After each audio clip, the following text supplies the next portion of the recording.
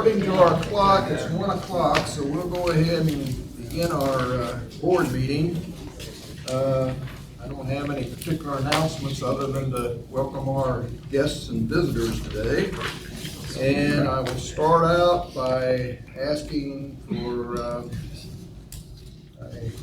motion to approve the minutes. So moved. Second. I have a motion from Mr. McCumber and a second from Mr. Gibson to approve the minutes. Any discussion? All those in favor signify by saying aye. Aye. Any opposed, nay. Minutes are approved. At this time, I would like to call on our treasurer, Linda Ice, to give us a treasurer's report. Thank you and good afternoon. Due to the timing of the board meeting, we'll be looking at the financial statements for the period ending April 30th of 2015. We look at the cash graph, and the cash has a balance of $13.9 million of unrestricted cash and board designated items. As we move to the statement of net position, we have total assets that are at $143 million. We have total liabilities that are $48 million. And this gives us a net position of $95 million. When we move to the statement of revenues, expenses, and changes in net position, we always look at the difference column. The operating revenues have an increase over the prior year of $1.3 million. Total operating expenses, they have an increase of $3.3 million. And we've talked about a couple different things in there. Health insurance has an increase. Scholarships has a very large increase, which is obviously a positive thing for the students. When we look at total non-operating revenues, it has an increase of about $2.2 million, and you can see on there that state appropriations over last year are an additional $700,000 for the current year. When we look at the income before the revenues, the current year shows a positive increase of $3.2 million. And the prior year was at $2.9 million. So this gives a difference increase before the revenues of $200,000. The other item that I have from my report is that we are beginning work, we have been working on the audit, and the auditors will be on campus in 2 weeks to start the student financial aid field work, and they will also be doing finance work walkthroughs, the internal control.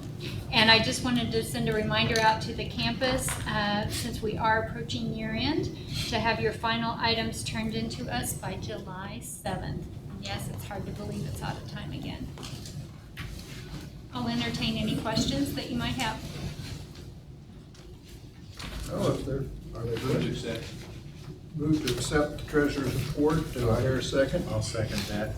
Okay, I have a motion by Mr. Anderson, seconded by Mr. Ewing. Any discussion? All those in favor of the motion signify by saying aye.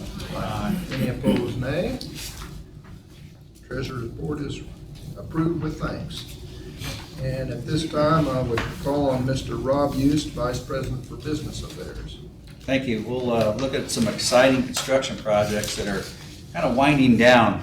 The field house, they are installing the interior and exterior glass. That should be completed probably this week. I've been over there today, so maybe done as we speak. Interior painting and ceiling and floor installation is ongoing. The baseball and softball lockers are being installed. The football lockers are being moved from the existing L&P locker room over to the new field house. So those should be done within a matter of days. Most of the exterior sidewalk and curbs have been installed, and the paving will be one of the last things that happens at that facility. That completion of the end zone facility should be probably mid to late July, so it's right on track. The FEMA shelter, that project is substantially complete. There's some exterior painting that's being finished up as we speak. The contractor is currently conducting training for our staff on the HVAC, emergency generator, fire alarms, access controls, things like that. And the next step is we will be preparing a FEMA operation plan, which is required for a shelter. The residence hall, the remaining appliances are being installed this week, and that should complete the interior work. Now that it has stopped raining a little bit, they're going to complete the sprinkler system, the black dirt, and the sodding of the courtyard. And the parking lot is complete. The entrance should be paved by next week. So that project should be done by the end of this month. That takes care of the projects that are winding down. Now we got some that are ramping up. Recall, we have some temporary labs that were delivered to our campus behind physical plant. We've hired a contractor and they have begun cutting asphalt this week to install 146 piers that will be used to shore up the 15 trailers that will be connected to provide temporary lab space. We expect completion of that project by the end of August. And the reason obviously for the temporary labs is for the Reynolds Hall lab remodeling. So we're looking into hiring an architect to design what we want to be worked on the bottom floor of the Reynolds Hall, the labs. Tours for any of those facilities, the field house, FEMA shelter, and the residence hall, if any of the board or anybody that wants to take a tour, please contact my office. We'll be glad to give them a tour, one-on-one or a group. Keep in mind that the residence halls will be starting to fill up, probably starting in August. So if you can call me between now and then, we'll arrange for a tour. Any questions? Rob, what have you got plans inside the FEMA shelter? What's the? Right now, it's one big, vast building. It's 10,000 square feet. There'll be some possible uses of events, and Mr. Fulton may have some uses for that since it's in the residence hall area. We may have, I don't know, some type of shows or events over there. At this time, nothing specifically is planned. We want to make sure we maintain the integrity of the shelter, that it is supposed to be a FEMA shelter, so we don't want to put a lot of things in there that's going to occupy a lot of space. It will be able to be used as event space with the understanding that anytime it is a shelter, and so everything would need to be collapsed and put away to allow it to serve as a shelter. So most of the events, if we were doing a career fair or those type of things. Like that you'd have at the court. Absolutely. Yeah, that should be ideal for that because that can be broken down immediately and be taken care of. Will the fall classes start out using the Reynolds, or will they start out in the trailers? We will not utilize the trailers probably till the spring semester, so the fall will maintain in Reynolds Hall. Any other questions? Thank you for your report. We will move on to Mr. Justin Maskus, who is filling in for Athletic Director Jared Bruggeman. Thank you very much. The report is in front of you. We're going to go over a couple highlights there, starting with the academic success of the department. Over the following year, we had roughly 350 student athletes. 178 had a 3.0 GPA or higher. 79 carried a 3.5 GPA or higher, and 19 had a cumulative 4.0 GPA. We had 178 academic honor roll members. 23 of them earned academic all-MIAA distinction, and 17 were named MIAA Presidential Scholar winners. The State Farm Trophy Series wrapped up with the conclusion of track, and the athletic department won that. It's a series between the athletic departments with Pittsburgh State and Missouri Southern. That's the fourth time in the last 6 years that we've won that. Looking at some competitive success, the athletic department had 77 all-conference athletes this year. They had 30 all-region, 13 all-American, and 17 academic all-American. We had 3 team titles, 1 for our conference, and at any given time during the season, we had 7 of our 14 programs ranked nationally. And then the final thing we're going to look at, next year we're going to be starting free admission for kids under 12 for all of our athletic events. So currently it had been 6 and under, but we'll go 12 and under for any kids to enter in our athletic events for free. And that's it. Any questions? If there's no questions, we thank you for your report. And moving on, call on Executive Vice President Dr. Brad Hodson. Good afternoon. You have a copy of my report in front of you. I'll draw your attention to 3 items. One is the current status of the Southern Match, which is a program by the Missouri Southern Foundation to incentivize scholarship endowments by matching up to $10,000 per new endowment. And we have 20 of those slots available, and I'm pleased to report since April 1st we've filled 9 of them. with new scholarship endowments, including 2 by members of our Board of Governors. And so thank you on behalf of the Foundation Board for your generosity. We continue to market that. I know we have 2 gifts that the money has been deposited. The donor has not yet finalized the gift agreement, so they're not counted in this total, so that would be 11.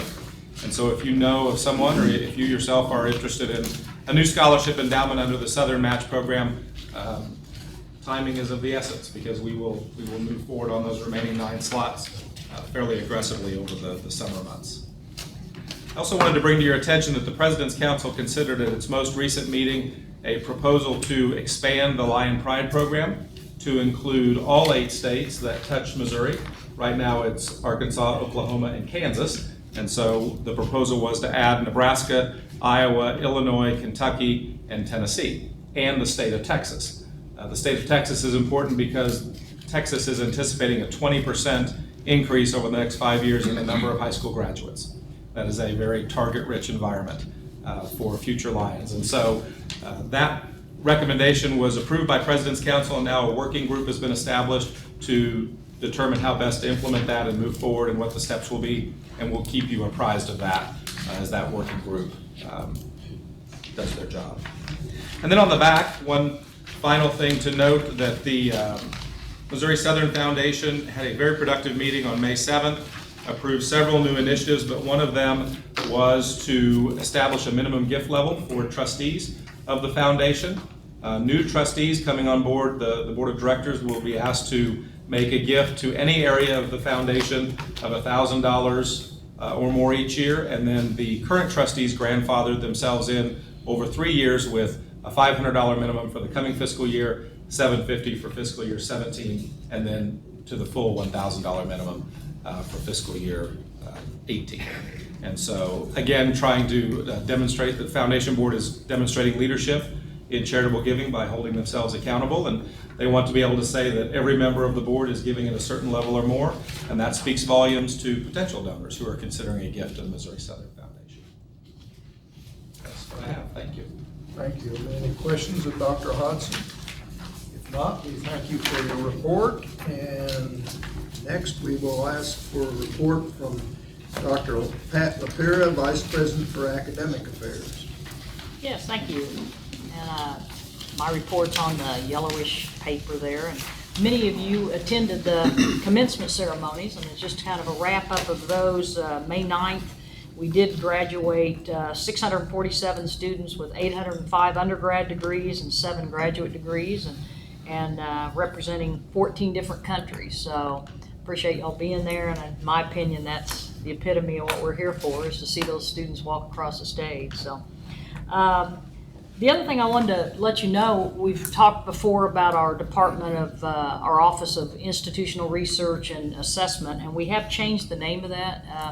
Most schools have gone to the Office of Institutional Effectiveness to more appropriately represent what it is that they do. And we did change the name of the office, and in addition, we have hired Dr. Josie Welch, who will actually be here Monday, starting as our new director.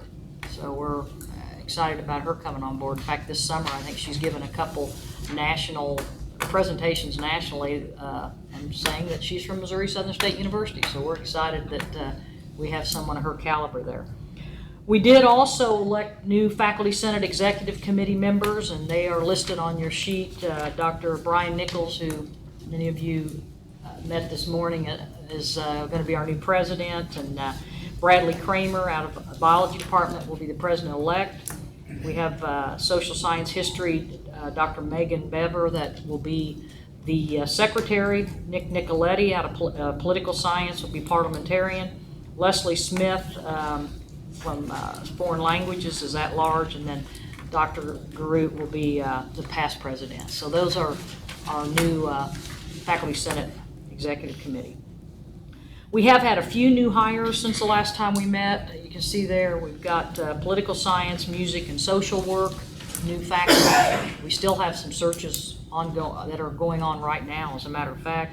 Retirements since the last time we met, Dr. David Laniakis, professor of English, is retiring. Deb Garricky and Diane Moore from dental hygiene have both retired. Miss Rhonda Clark, just in the last couple weeks or a week or so, gave in her resignation. She's in the communications department. And there are a few department chair changes. We do have a new department chair interim in foreign language, Dr. James Kilpatrick. Crystal's going back to biology, and they reeled her into the fall semester. She'll be the department chair over there. Vicki Rutger then will be, Vicki Rutger you all approved of, and we approved of her having a sabbatical in fall. So she wasn't able to be the chair in the fall, so Crystal's gonna help them out.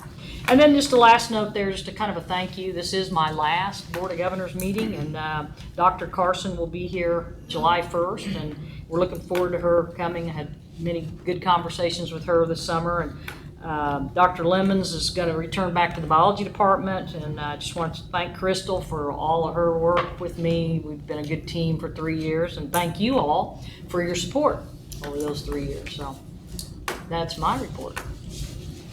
Any questions of Dr. LaPera? I think we need to thank Dr. Yes. She's an institution here.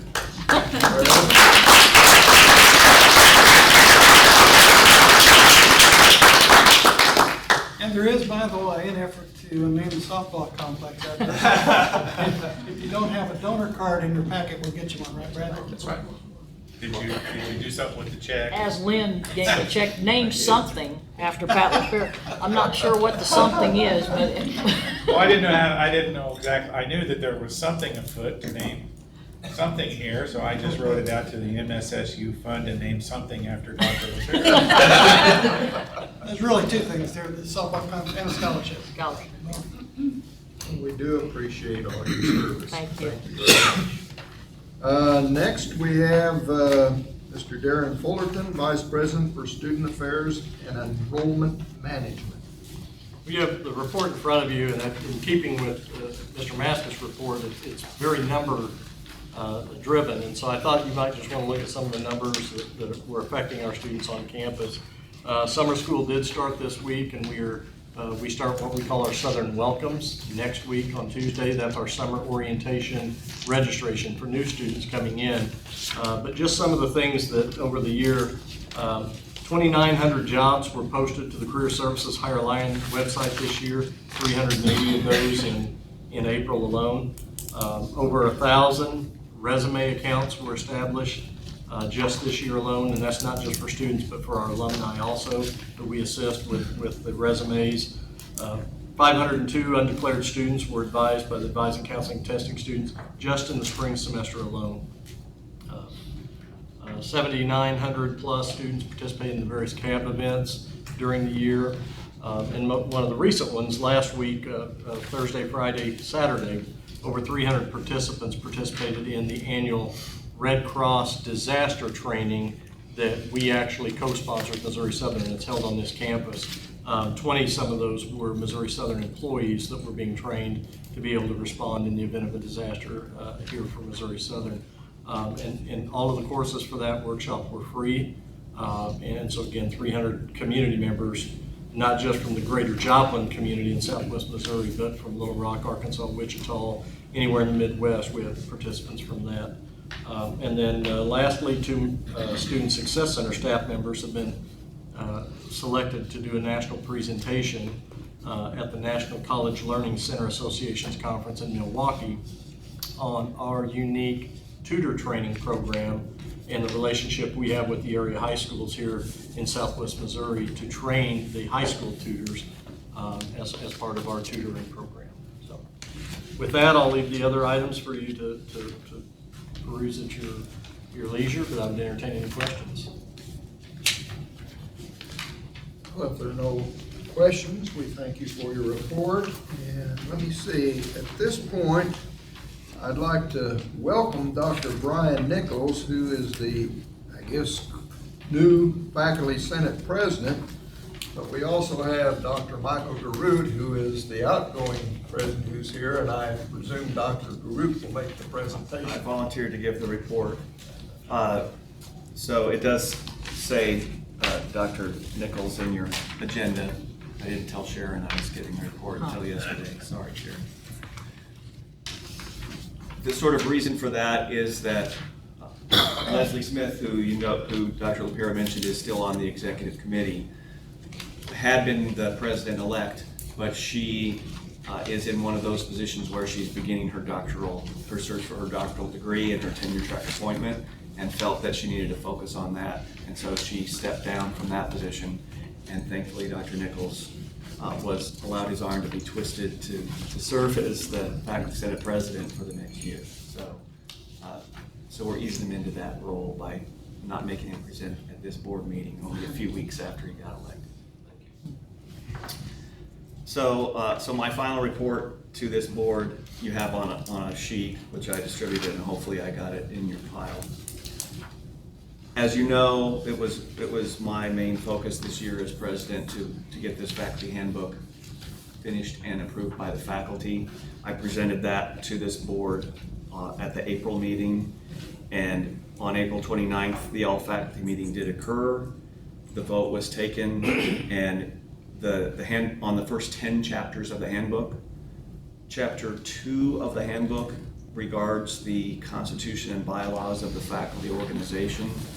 That chapter required, according to our bylaws, a 2/3 majority of the faculty to approve it.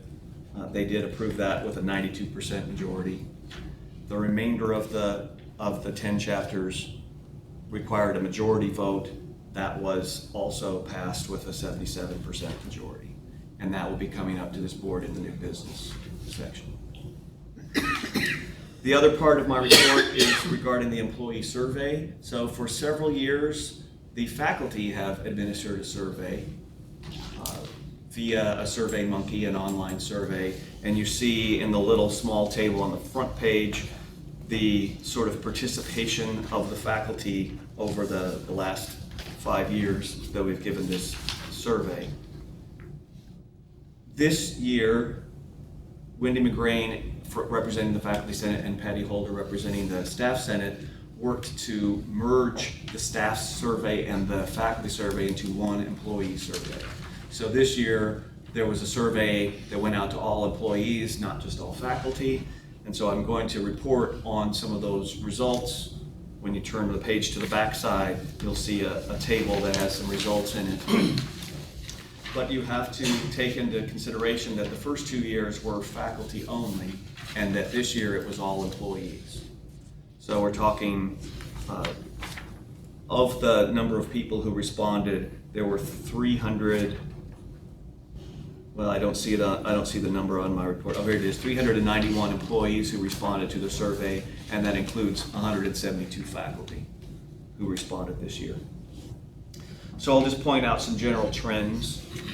If you look at the first 2 statements, those relate to overall job satisfaction, and that number this year is 76%. The exact question number 2 wasn't asked, but I included that there just because I think those both go to overall job satisfaction. I would consider that to be an increase. If you look at statements 3, 4, and 5, it has to do with compensating, recruiting, and retaining faculty, but this year that word was changed to employees, so the question is slightly different. But if you'll look at the responses there, you'll note that the majority of the employees don't feel that we do as well as other universities in terms of compensation, recruitment, and retention. The number 6 is about seriously considering leaving Missouri Southern in the next 3 years, and you'll notice that is continuing a general trend downward. So 2 years ago, we were at about half. Last year, we were at about a third, and this year, we're down to a fourth. So if we keep on that trend, then the next year will be a fifth, and then a sixth, and pretty soon we'll be to 0. Maybe that's because all those people already left. Yeah. I was hoping you wouldn't point that out. Just teasing. Well, let's move on to the next one, which is I'm proud to be a part of Missouri Southern, which that question has been retained all 3 years, and you'll notice that we've gone from half to 85% over the past 2 years. Maybe I should quit there because that's a really nice result. The next two are also very nice about the president of the university valuing the faculty and staff. Those are very high numbers. The president communicating effectively with the faculty and staff.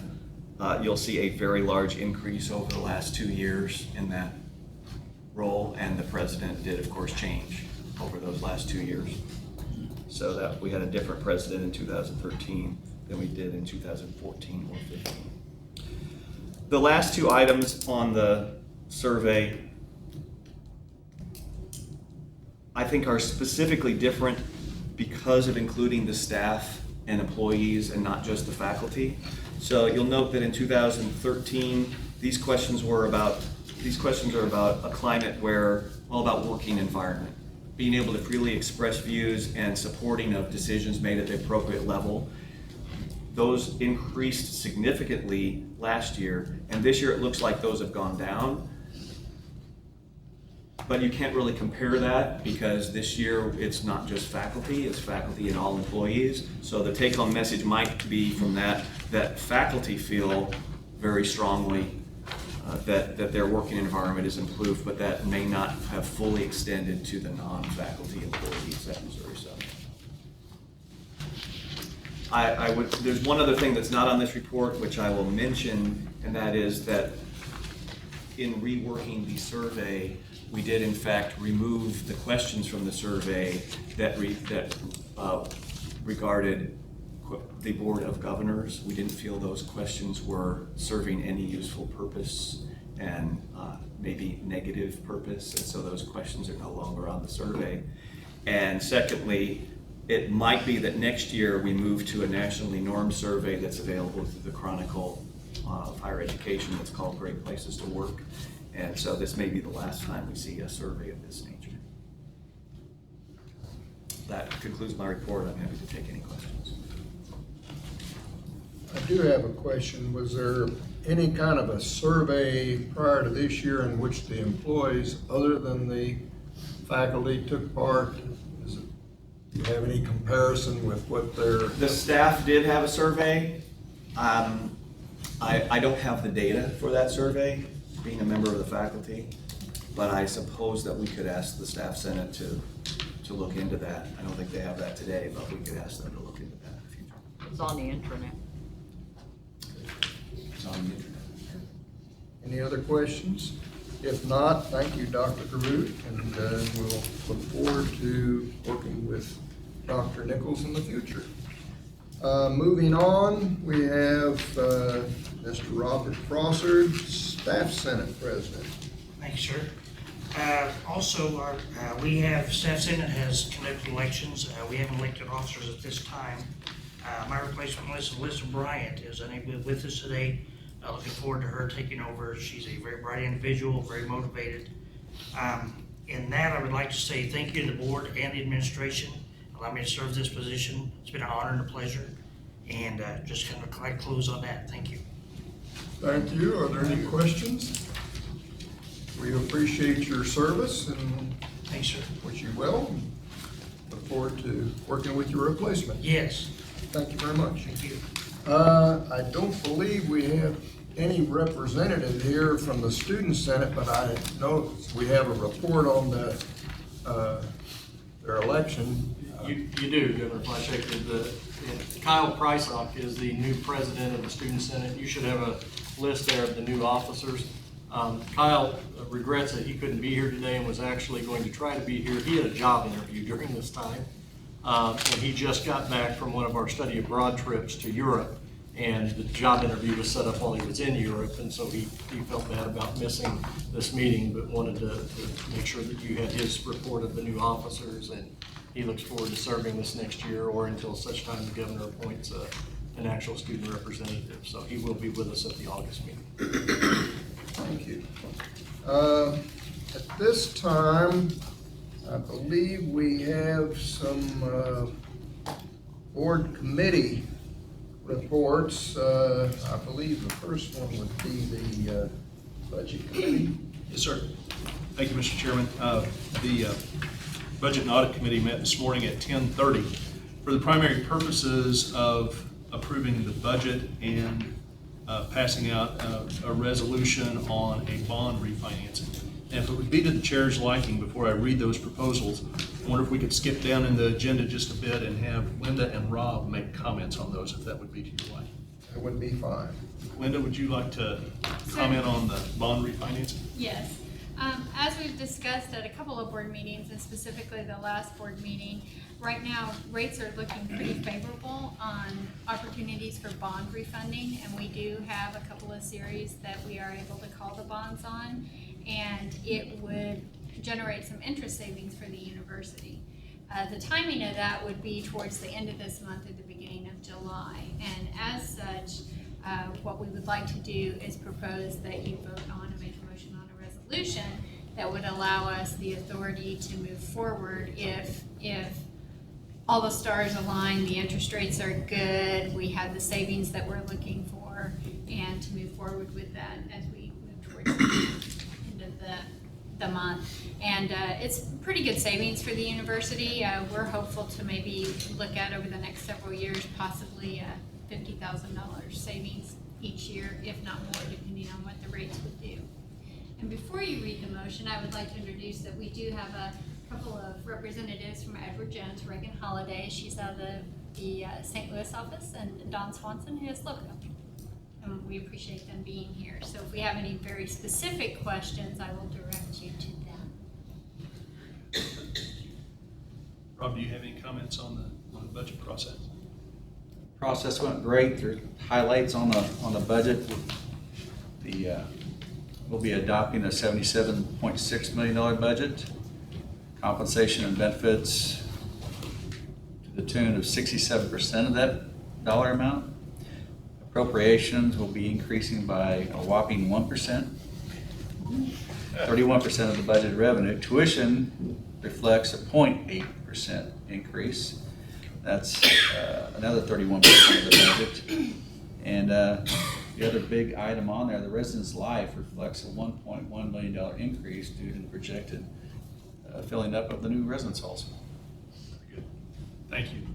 Mr. Chairman, on behalf of the committee, I would like to read the three resolutions that the committee passed. The first two having to do with the budget. They read as follows. To authorize the administration to increase compensation with a 1% across the board salary increase for eligible employees with a minimum increase of $300 full-time and $150 part-time. The second budget resolution reads to authorize the administration to adopt an operating expense budget of $77.6 million for FY 2016.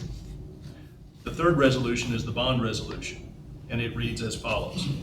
A resolution authorizing and directing the issuance of auxiliary enterprise system refunding revenue bonds, Series 2015 of Missouri Southern State University, for the purpose of providing funds together with other funds of the university to refund the refunded bonds as hereinafter defined, and to pay the cost of issuance of the bonds, prescribing the forms and details of said bonds and the covenants and arrangements made by the university to facilitate and protect the payment thereof, providing for the collection, segregation, and application of certain auxiliary enterprise revenues and certain other monies for the purpose of paying the principal of and the interest on said bonds, and approving certain other matters and documents relating thereto.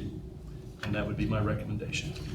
All right, I'm thinking that possibly we should take those as two separate steps. So let's, I understand you're making a motion to Yes, sir. approve the bond resolution. We'll take that up first. That's correct. Do I hear a second?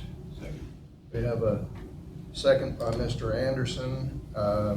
Is there any discussion on the motion to approve the bond resolution? If not, all those in favor signify by saying aye. Aye. Any opposed, nay. That motion is approved.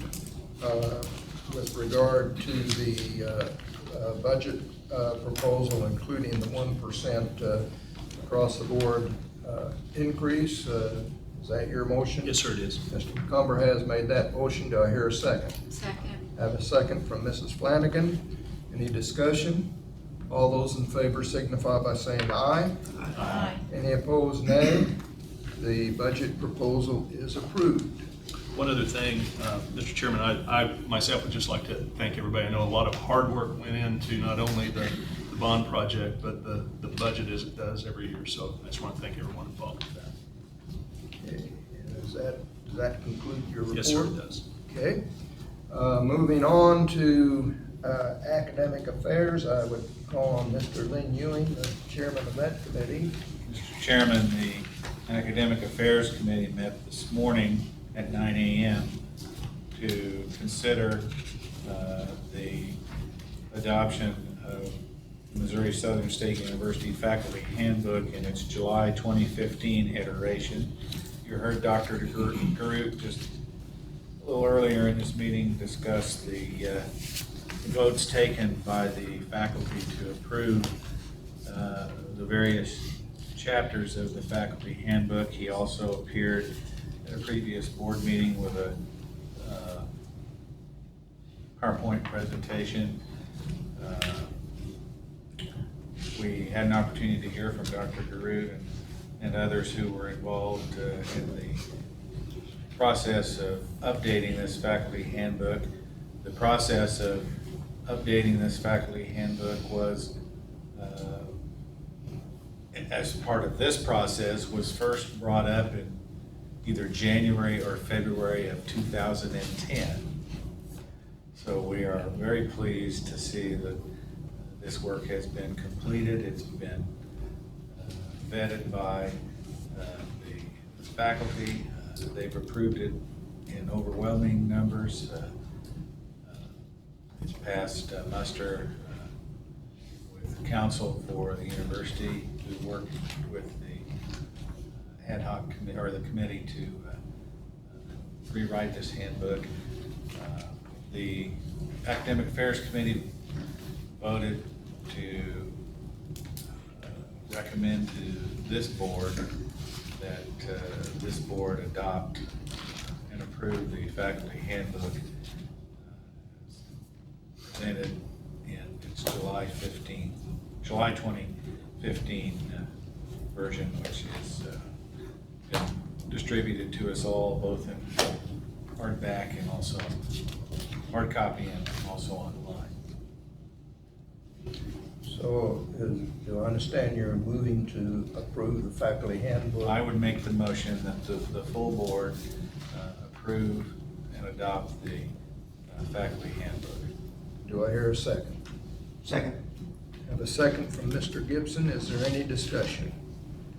If not, all those in favor of the motion signify by saying aye. Aye.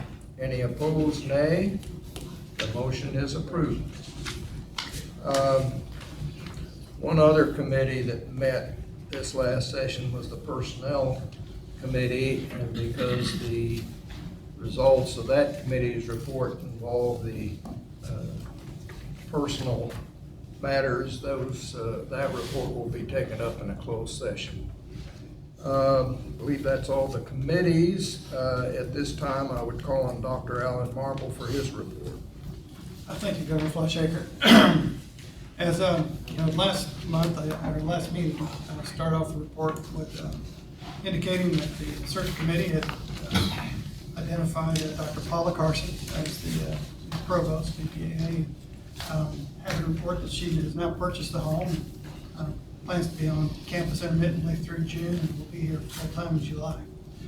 And we look forward to Dr. Carson joining us at Missouri Southern. But before we leave that, I know that we collectively said thank you to Dr. LaPera, but I'd like to say thank you personally to Pat for what she has done for this university the last couple of years. I think you brought stability and trust and great sense of humor at a time when it was sorely needed. And so personally, I want to thank you for that and for helping me get my feet on the ground when I got here. So Pat, thank you very, very much. Legislative activity over at the end was very hectic toward the end, as it always is. House Bill 16 was passed by the governor, which reimbursed us for the money that we have out for the FEMA shelter. I believe that's a little over $800,000. The exact number, 830 or something like that, I'm not sure. But that one we do have. House Bill 3 passed and provides appropriations for public colleges and universities. Again, we didn't get what we had hoped for. House introduced a 1.9% increase, and the Senate bumped that up to 3%. but it actually ended up back down around 1.3, which was the original governor's budget in January. And we received less than that due to only accomplishing 4 out of 5 of our performance measures, which gets me off on a whole tangent that I'll try not to get off on because of the financial measure, number 4B, because we raised tuition above CPI back in the 2011 and 12 year. But there's a spreadsheet that I've attached to your report that shows what all institutions should be receiving. There's some equity funding you can see that the community colleges received this year. Also some equity funding that's spread around through the universities. And you can see in the right-hand column that we received 0.95% rather than 1.3 as most people got, or as high as 1.9 in some cases. So enough said about that. So all I really should say about that. House Bill 19 is a bonding bill for the support of Reynolds Hall passed. That includes $5.2 million for us in renovation funds.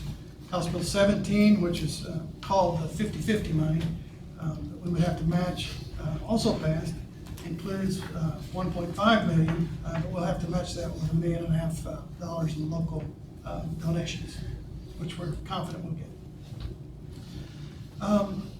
COFI met this week, I guess 2 days ago, the Council on Public Higher Education, to discuss next year, really. A couple of things that we'll be working on is a new scholarship program, perhaps. You can learn more about that in the future. But really focusing on the idea that Missouri is sorely underfunded in higher education as compared to our neighboring states. And for example, I wrote down here, these are easily identifiable facts from the National Association of State Budget Officers report. The latest year on record is 2012. Arkansas spent $3.3 billion on higher education. Oklahoma spent $4.8 billion on higher education. Kansas appropriated $2.4 billion on higher education, and Missouri appropriated $1.09 billion. Even though our population clearly outstrips any of the others and maybe 2 of the states combined. So I think we need to continue to remind the lawmakers that we're not keeping up. And this race to the bottom that President Wolf got in some hot water about talking to the St. Louis Post-Dispatch may be something that we're going to win if we're not careful. So encourage the folks that you know that help us find some more money for higher education. We also had a lot of discussion at the COFI meeting about the 6th performance measure, the one that has to do with job placement and the idea of is the job that you receive after you graduate commensurate with the degree that you earn.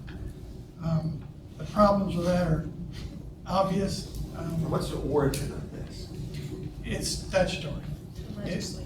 Legislature, yeah, last year, a law passed that included this new language for the 6th performance measure, and no one really knows how to measure. Survey data is all over the place. We turned in ours, every other university turned it in, and tried to compare them all. First of all, it's self-report, so even the community colleges, who should have it easier because they do 180-day follow-up on all their technical education people. That's about 2/3 of the graduates. But all they do is find out is if you graduated with a welding degree, are you working as a welder? That's a yes or no question.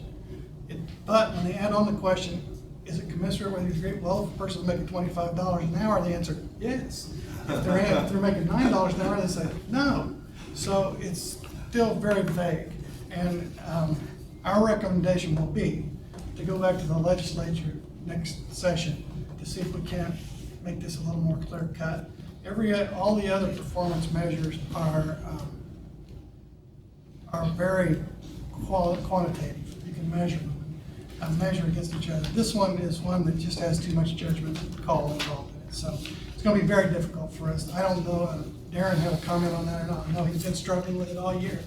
It is extremely vague, as Dr. Marble said, and you have schools that are looking at it what does it mean for me to report this graduate? If I see on LinkedIn or on Facebook that a student has a job, can I count that as survey data? There's no mandate in legislation that says, here's how it be collected, here's how it's conducted. There's no, NACE is the National Association that handles career placement. There's no tie-in to NACE standards. Some schools collect data summer, fall, and spring. Some collect it fall, spring, summer. And so that can skew your data if you're comparing to other schools that are in a different time cycle.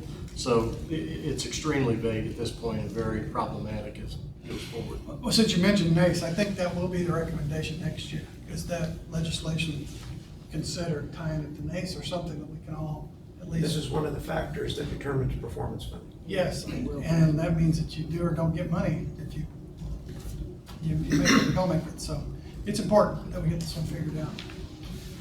The coordinating board project higher education met yesterday, and as you probably read in the paper this morning, Commissioner Russell announced his retirement yesterday. They put out a press release effective January 1st. I'm sure they'll start the search process fairly quickly.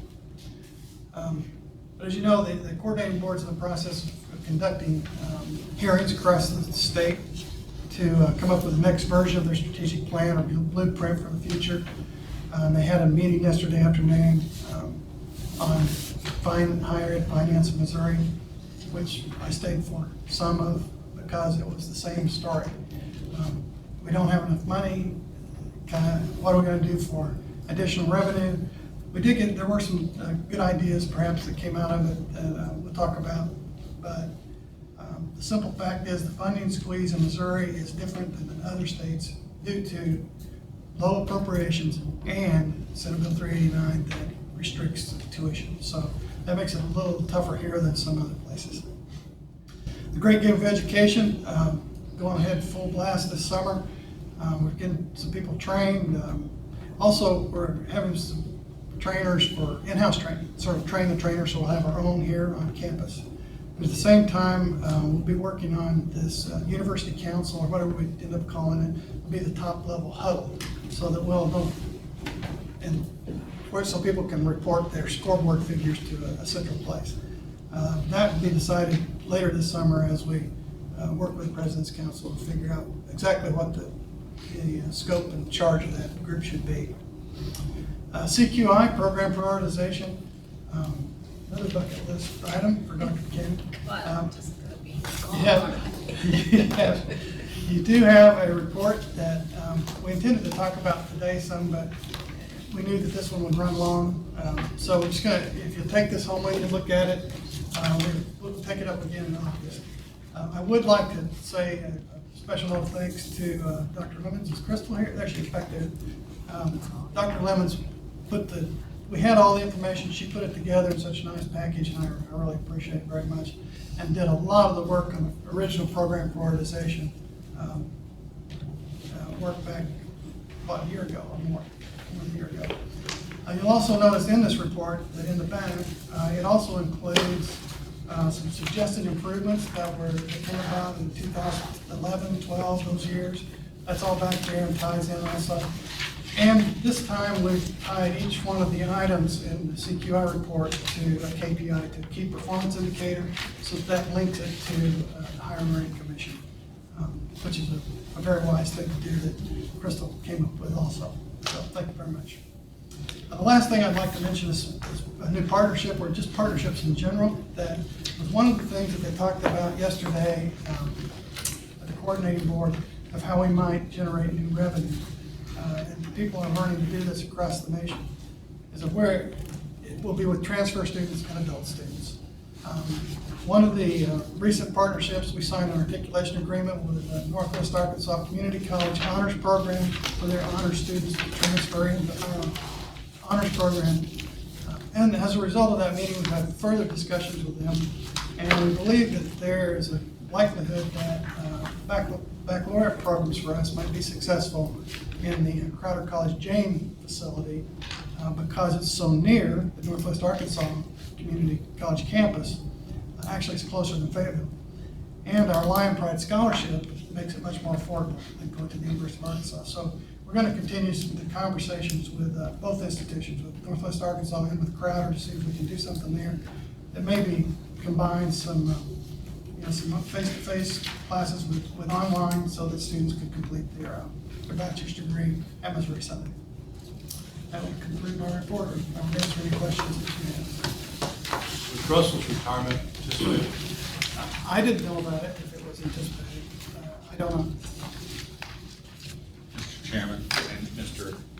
President, I want to say just a little bit about the situation where we got our state appropriation trimmed because we didn't meet all of our performance factors.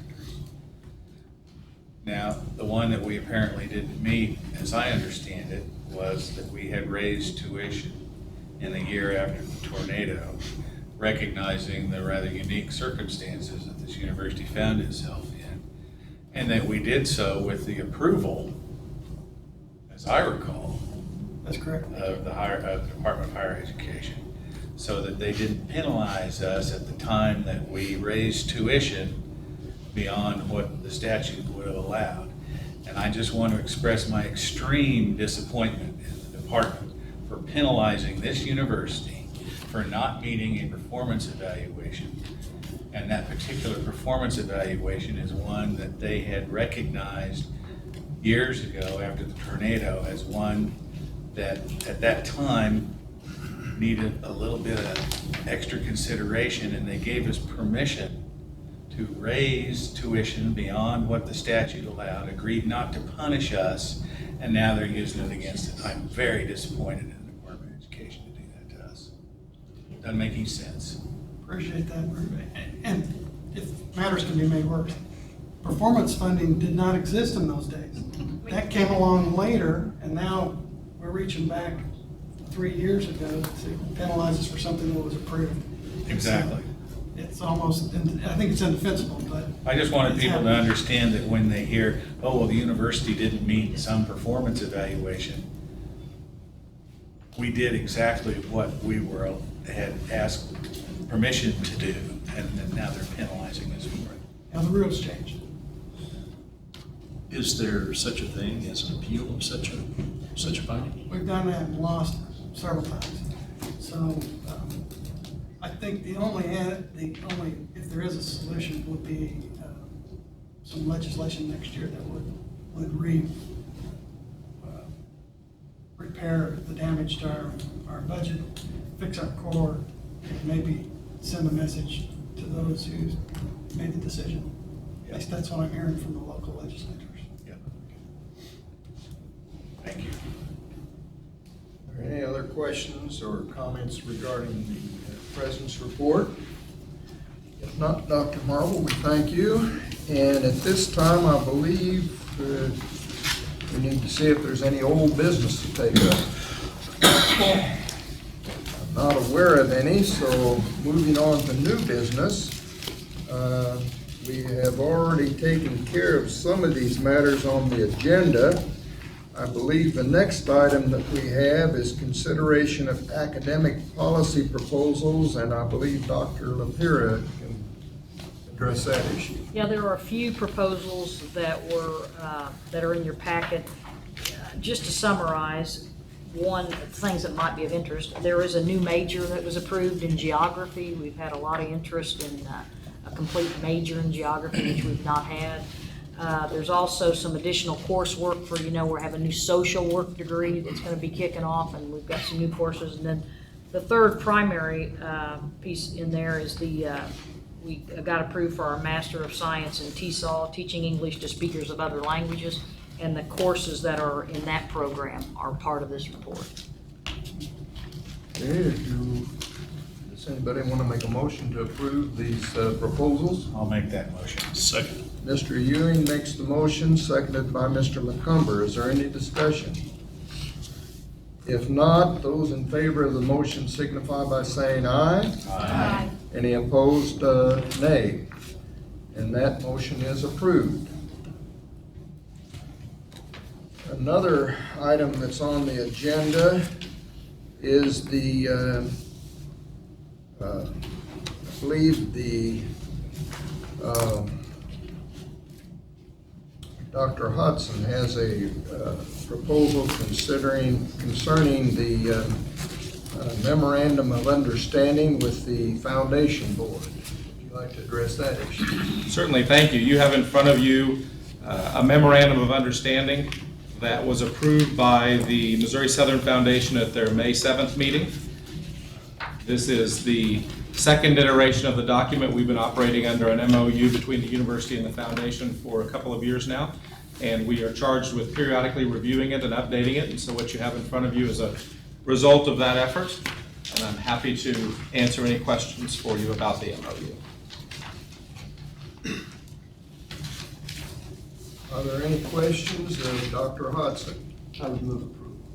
We have a motion from Mr. Gibson for approval. Do I hear a second? Second. That was from Mr. Buchanan. Is there any discussion? All, Can you check this off your list now, Sherry? This really wasn't on my list. Oh, what? Glad to see it done, but it wasn't on my bucket list. all right, well, I will gather that that's the only discussion. All those in favor of the motion signify by saying aye. Aye. Any opposed, nay. The motion is approved. We did have one other item on the agenda, and that was a proposal to consider the naming policy that Dr. Hudson had proposed, but it's been agreed that that matter needs to be referred to the executive committee for discussion before it's presented to the board. So we will skip over that at this time. The only other item I have on the agenda is the need to elect board officers for this year.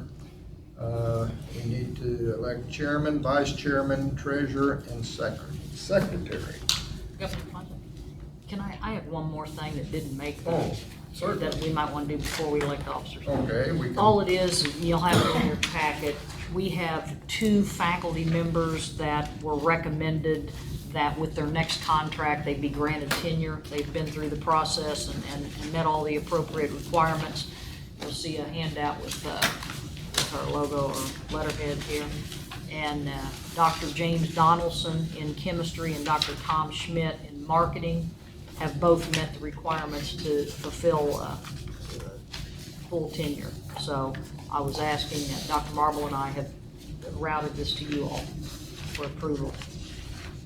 Okay, the chair would entertain a motion to approve the, those tenure recommendations. Mr. Ewing, do I hear a second? Second. Second from Ms. Flanagan. Any discussion? All those in favor of the motion signify by saying aye. Aye. Any opposed, nay. That motion is approved. Thank you. You're welcome. Is there any other new business before we take up the election of officers? Okay, at this time, the chair would entertain, I guess, nominations for the position of chair.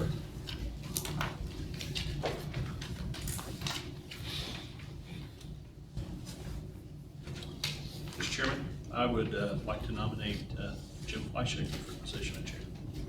Thank you. Do I hear a second? Mr. Anderson? Okay. Are there any other nominations? I move nominations cease. Yeah, motion by Mr. Gibson. Do I hear a second? Second. By Ms. Flanagan. I guess all those in favor of the motion signify by saying aye. Aye. Nay? I thank you very much. Now we need a motion or a nomination, I guess, for vice chairman.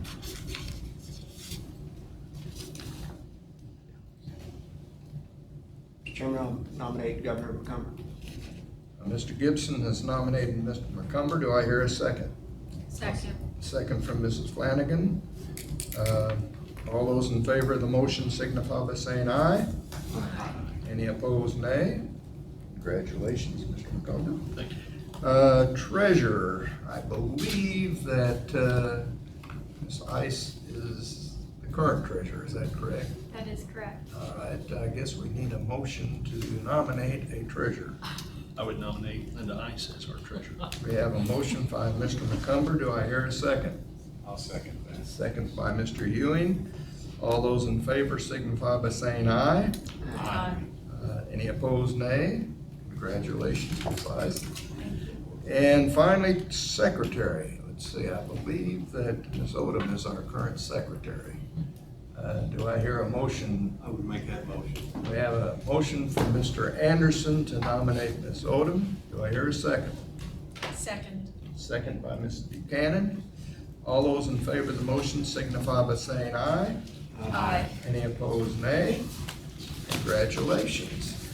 At this time, do we have any other items of new business? If there are no items of new business, we need to take up we need to have a motion to go into executive session. I believe we have some legal matters that need to be discussed and also some personnel matters. So the chair would entertain a motion to go into closed session. So have a motion by Mr. Gibson. Do I hear a second? I'll second that. Second by Mr. Ewing. I believe this requires a voice vote, so I'll ask Ms. Odom to conduct the voice vote. Rod Anderson. Yes. Sherry Buchanan. Yes. Lynn Ewing. Yes. Bill Gibson. Yes. Tracy Flanagan. Yes. Jim Fleischaker. Yes. Keith Hankins. Yes. Mitch McCumber. Yes. Okay, let's see, do we have a room? 343. 343. Okay, again, I want to thank everybody that attended our meeting, and we will adjourn for a few minutes and go into our closed session.